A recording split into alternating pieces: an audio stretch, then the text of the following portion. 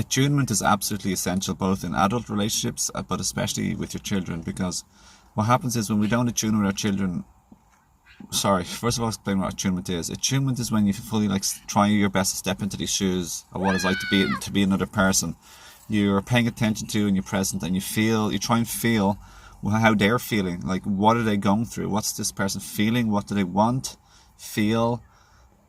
What do they need? What's their life or their reality? What's their right now moment like? So therefore, what do they feel, think, and need? What are they wanting? So therefore, we pay attention to, we meet the need, wishes or desires as best we can, obviously safely for children. Obviously we have to learn to say no, and it has to be healthy boundaries too, but it's done in a loving, gentle, friendly, kind, instructive way. And this can be applied to adults too. Attunement means we care, shows the person they matter and the child that they matter, they're important and valuable, and that's essential. That's essential for their self-image, their self-worth, their identity, where they feel that they're good, they're valuable, they're important, their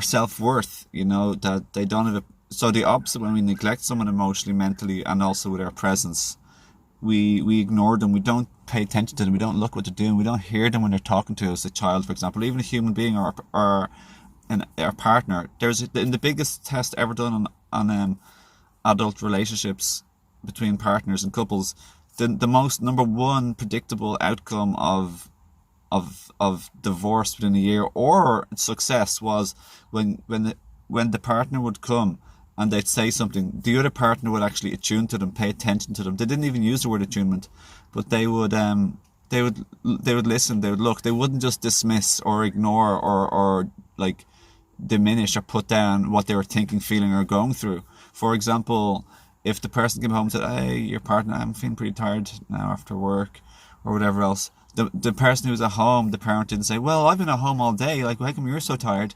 Or they'd receive them with care and attention and thoughtfulness, with genuine consideration, and they might say, "Hey, would you like to sit down?" Or what would you like? Can I get you a cup of tea? Or would you like to have a shower? Do you need to lie down in bed? Just anything that shows you're out for them. So one of the biggest, most destructive things in a relationship is also when you're looking for a win-lose situation where you're the winner. So it's a fight for survival. Everyone's trying to get the best for them, but at the expense of other people. The way to be successful in any type of relationship, including a business, is a win-win situation.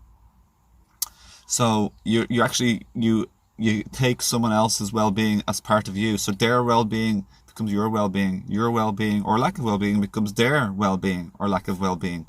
It's a holistic caring and togetherness where everyone is looking for a win-win situation and being thoughtful and considerate. So in order for that to happen, you have to communicate and understand. But the best way to begin communicating and understanding is simply to attune, where not too many words need to be spoken. And this is definitely very true with children, and it's essential for healthy upbringing and positive identity and self-esteem and self-worth and self-value for a kid. But it's essential in relationships. When you build positive self-worth, a child will grow up to be very healthy, and they won't have to pretend or wear masks to fit in, to try and be liked.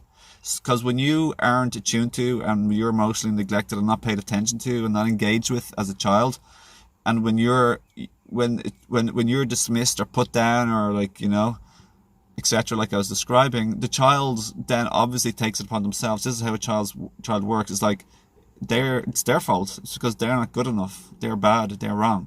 So that's what low self-esteem and shame, which is the biggest factor in childhood trauma or complex trauma, CPTSD. The biggest, most destructive factor is shame. You're feeling ashamed because you're not good enough. You're bad and wrong. That's why people don't like you. That's why your parents didn't engage with you and show you tons of love and care, because you're not good. There's something wrong with you. You're bad or wrong. You're not good enough, and that is deeply, deeply traumatizing and affects a child growing up into adulthood.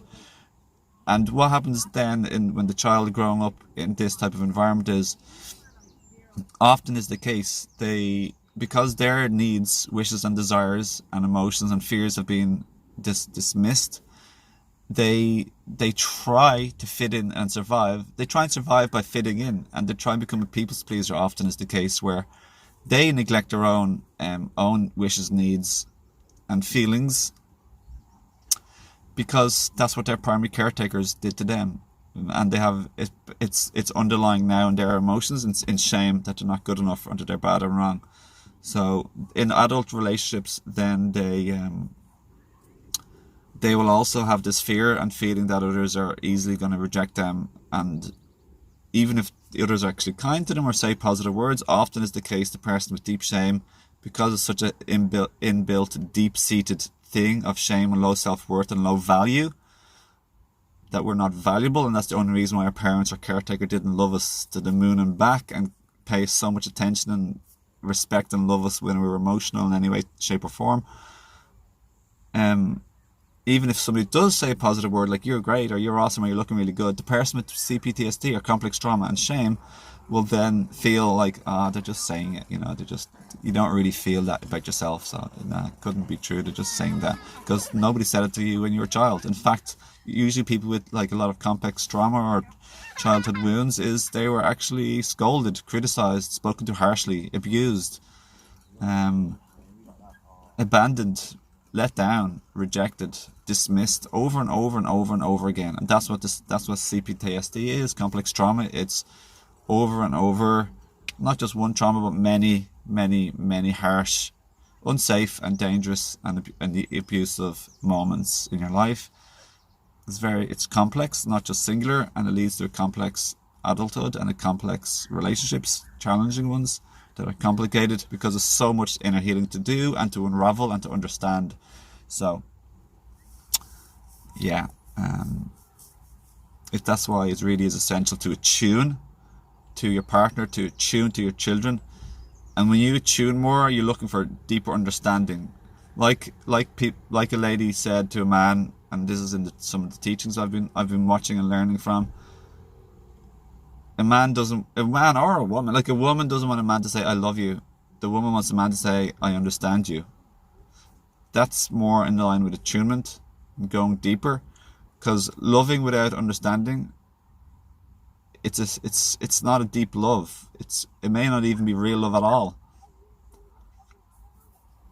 So often we say we love, but that's a different story, I suppose, for a different video, and it's not even like proper real love. It's more like selfish love. I want the win situation for me, but even if it comes at the loss or the expense of you, that's not real love. Love is a win-win situation and attuning to others. That's what love is. That's what real love is, beyond all the wish-wash, poetry, flowers, and thinking chemistry or intimacy is love, which it isn't as well. So attunement is beautiful, it's essential, it's healing, it's nurturing, it's positive, it's constructive. Instead of divisive, it mends, it brings together instead of separates, and it doesn't hurt, it heals and feels really good and heartwarming. So yeah, I hope this video on attunement and complex trauma and shame helps you to understand both yourself.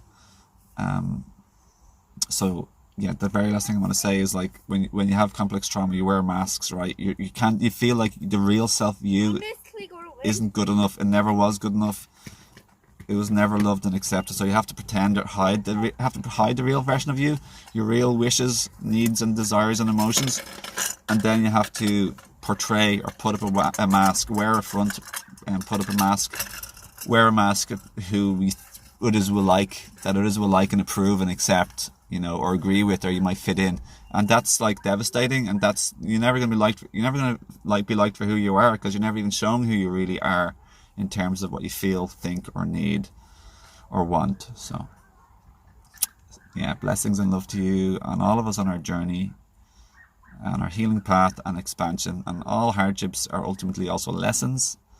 So we don't have to be the victim either, in terms of, and the spiritual bigger perspective. Everything happens for a reason, and there's a way out of all of this. We can seek healing, get help. Yeah, so that's all I want to say in that one. So blessings and love. Thanks for watching. Sincere blessings and wellness to you in your journey going forward in your life.